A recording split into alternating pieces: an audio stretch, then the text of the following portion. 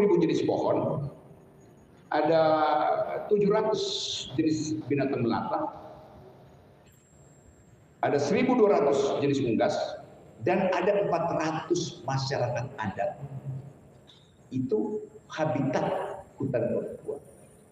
Lalu Presiden putuskan kita mau bikin food estate di Papua demi menopang daya tahan pangan nasional. Sekarang cek ke Papua, mana food estate itu? Nggak ada. Merampok bukan sekedar uang rakyat, tempat hidup rakyat, tempat hidup unggas, tempat hidup cacing, tempat hidup ular, tempat hidup burung, tempat hidup 400 masyarakat adat. Itu namanya merampok. Jadi di mana-mana di seluruh dunia perampokan itu terjadi karena arogansi kapital, akumulasi. Nggak ada soal korporasi akumulasi. Tetapi tugas negara distribusi itu. Ini yang nggak terjadi. Justru negara memfasilitasi akumulasi itu, sehingga yang masuk ke situ yang Anda sebut tadi, oligarki, capital. Itu intinya tuh. Dan dunia menganggap Indonesia konyol. Ada paru-paru dunia tapi dirusak oleh kapital. Ngapain coba? Sorry, saya agak emosi karena itu hobi saya masuk keluar hutan. Begitu perut aja digusur, saya kehilangan kicau burung. Ya, cukup. Terima kasih.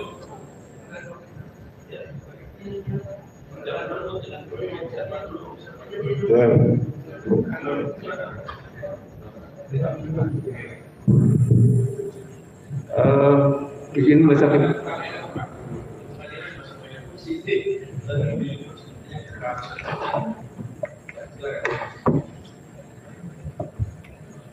Saudara saksi, saudara ahli, saksi ahli.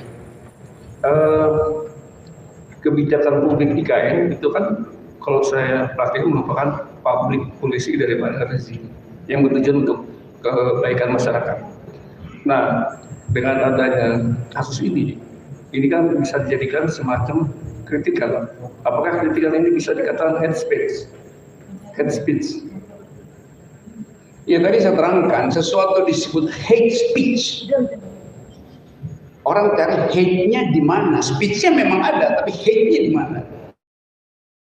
Di masa lalu, terutama rasisme. Itu yang diingat orang supaya nggak diucapkan lagi. Kita nggak bisa bilang di Amerika dulu kita bilang negro. Nggak boleh bilang negro, karena negro itu artinya pernah ada perbudakan itu. Sekarang kita bilang black people, orang hitam. Itu lebih beradab karena memang kulitnya hitam. Saya bilang negro artinya rendah gitu, paria, atau dulu di sini orang Belanda bilang kita apa, inlander itu merendahkan. Jadi kalau saya bilang kamu inlander, nah itu hate speech karena ada peristiwa di mana inlander itu direndahkan, itu intinya. Jadi hate speech harus selalu punya backup historical event. Kita nggak punya backup historical event dengan istilah sisi negatifnya atau hate-nya dari sisi lain. Dia menjawab dengan bahasa filsafat. Ada hubungannya nggak pada kejadian masa lalu? Betul. Jadi dia tidak akan melanggar secara detil. Oh, baik. Cukup ya. Bahasanya juga sama. Kalau dimaknai dengan arti yang bersama juga. Kalau pertanyaan lain, saya silakan.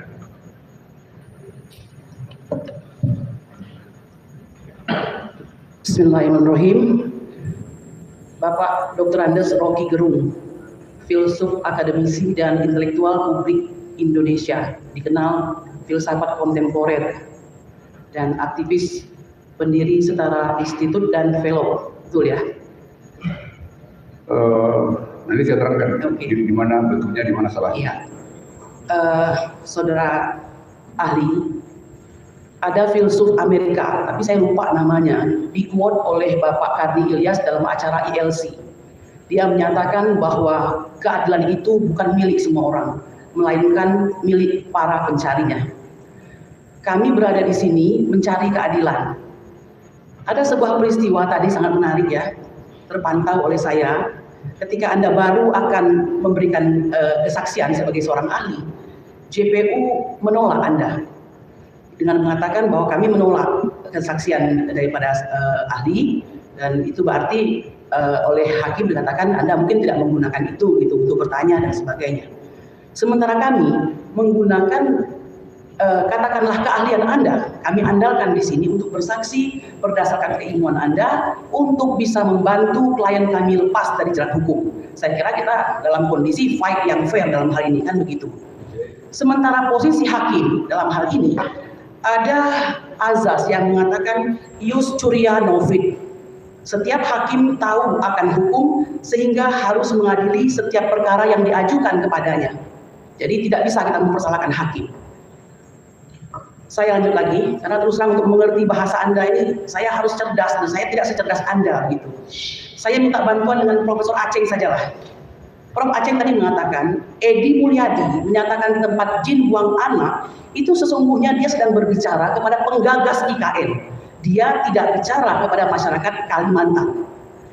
Nah, majikan Edi Mulyadi selaku jurnalis itu siapa? Majikan Edi Mulyadi selaku jurnalis adalah publik. Tempat dia berkata jujur, bukan bos atasannya, bukan pimpinannya di kantornya, tapi publik. Bahwa semua yang dikatakannya berimplikasi hukum atau tidak, itu merupakan resiko daripada tingkat masyarakat yang ada di Indonesia. Saya tambahkan lagi, memang agak panjang ini. Profesor Aceng juga mengatakan, bahasa itu dinamis, bisa berubah-ubah, menciut, melebar, bahkan menghilang. Nah, ini artinya kan tergantung audiens yang mendengarkan begitu. Pertanyaan saya, sebenarnya kita ini sedang berada di zaman apa di mana pemerintah atau rezim sulit bermetafora yang Anda katakan tadi, membagus-baguskan atau menikmati cara berbahasa sehingga harus terjadi kejadian pada hari ini. Mohon dijelaskan. Oke, Pak Hakim, saya izin jelaskan dengan bahasa yang saya turunkan dikit. Tadi disampaikan seolah itu biodata saya. Coba saya koreksi ya. Biodata itu tidak mungkin lengkap. Biodata hanya lengkap ketika orang itu justru sudah meninggal. Jadi kalau Anda tanya biodata Pak Rocky apa? Saya bilang nggak ada, karena saya masih hidup. Biodata itu milik orang yang udah mati itu. Orang tanya identitas Anda apa? Sama juga dalam bahasa Yunani, identitas artinya dia yang sudah mayat. Kan yang namanya mayat yang bisa diidentifikasi itu. Kalau Anda masih bernapas, Anda masih berpikir, identitas Anda ongoing, in the making, berubah terus. Itu soal pertama. Jadi seringkali saya bilang, biodata apa? Biodata saya masih hidup, ngapain nyari biodata saya? Apa saya mau dimakamkan sehingga perlu ada biodata? Tapi saya tahu itu keperluan administrasi pengadilan, oke. Dan kalau akhirnya Anda bisa temukan bahwa misalnya saya tuh lulusan S1, sungguh-sungguh tuh. Saya pernah kuliah di 5 fakultas, DO semua. Serius, DO semua. Kecuali satu, filosofi. Karena saya merasa, saya pernah belajar fakultas teknik. 2 semester saya sudah bilang, saya tahu fisika. Saya bisa belajar sendiri. Ngapain saya nyari ijazah di sini? Saya pernah belajar fakultas hukum UI itu. Dan saya anggap 4 semester cukup tuh, saya tinggalkan. Saya pernah belajar di fakultas hubungan internasional FISIP. 4 tahun saya tahu, saya tinggalkan itu. Saya pernah belajar di fakultas ekonomi. Jadi saya punya 5 jaket mahasiswa. Dan saya hanya selesaikan 1, karena hanya itu yang saya anggap bisa mewadahi keingintahuan saya, itu filosofi. Lalu saya mengajar. Lalu saya mengajar dari S1 sampai S3. Lalu orang protes. Kenapa ada mengajar? Hanya pada orang yang minta saya mengajar. Kan itu kan. Jadi itu poinnya tuh. Karena orang anggap bahwa keahlian itu ditentukan oleh ijazahnya. Google aja. Perusahaan-perusahaan besar itu nggak peduli Anda punya ijazah apa. Dia Google dan dia tanya kapan Anda pernah bertengkar di pengadilan misalnya. Itu intinya. Karena orang mau dapat sensasi bahwa dia menguasai sesuatu. Itu yang sering saya sebut. Kalau Anda punya ijazah itu tanda Anda pernah sekolah, bukan tanda Anda pernah berpikir. Itu bedanya. Ada profesor, kemarin rektor Universitas Lampung itu ditangkap KPK karena jual beli biaya masuk kuliah. Jadi bayangkan, yang salah bukan cuma rektor yang profesor doktor, tapi juga orang tua si mahasiswa yang menginginkan anaknya jadi koruptor. Kan anak itu akan dibilang Anda masuk karena papa mama bayar ke rektor. Anaknya bilang oke, kalau begitu nanti saya juga bisa nyogok-nyogok di pengadilan karena dia masuk fakultas hukum kan. Jadi pembodohan itu berlangsung dalam kurikulum etika kita itu. Itu poin pertama. Poin kedua, karena dia salah gitu. Dia bukan filsuf Amerika. Yang mengucapkan itu saya ucapkan dari memori saya.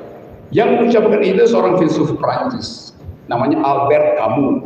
Dia bilang begini, freedom is not a gift from a state or a leader, but a possession to be won every day by the effort of each and the union of all. Bahasa Betawinya kira-kira begini. Kebebasan itu bukan hadiah dari pemimpin atau negara, tetapi hak yang harus diperjuangkan setiap hari dengan cara sendiri dan secara bersama-sama. Itu rasanya itu ditulis oleh filsuf Prancis keturunan Aljazair, namanya Albert Camus, dalam bukunya Resistance, Rebellion, and Death. Saya masih hafal, walaupun udah mungkin 30 tahun lalu saya berarti. Tapi karena Anda ingatkan, Anda mengundang saya untuk pakai memori saya tuh. Jadi itu fungsinya kenapa misalnya tadi begitu kata hate speech diucapkan, memori saya keluar. Oh, saya pernah belajar international legal human rights, maka saya tahu hate speech itu tradisi Eropa tadinya yang menyelamatkan untuk menutupi fraktur di kepala, cacat berpikir yang disebabkan oleh pemburuan perempuan, pemburuan nenek sihir 5-4 abad yang lalu. Itu intinya. Nah, sekarang saya masuk pada poin tadi, yang betul Profesor siapa tadi yang sebelum saya yang menganggap yang memang itu yang menjadi tugas dari jurnalis itu. Dan memang kejahatan, bahkan saya sebut kejahatan kebijakan itu akan kita lihat pertama-tama di IKN, kedua di Papua tuh. Lalu orang bilang buktikan, oke, kita buktikan hipotesis saya. Buktikan sekarang enggak. Kenapa? Yo, IKN-nya pun jalan kok. Apa yang mau dibuktikan itu? Tetapi saya bisa mendeteksi bahwa itu akan mangkrak. Kalaupun dia sukses, saya akan bilang itu salah karena itu akan mengusir burung dari Kalimantan. Itu akan meningkatkan kebisingan. Burung itu nggak bisa bercinta kalau bising. Bayangkan misalnya IKN selesai, lalu ada lapangan terbang di situ. Semua private jet setiap hari 100 private jet masuk ke situ. Burungnya stres, burungnya kabur. Lalu bagaimana kita menganggap hutan tanpa kicauan burung? Kan itu poinnya kan? Cukup ya.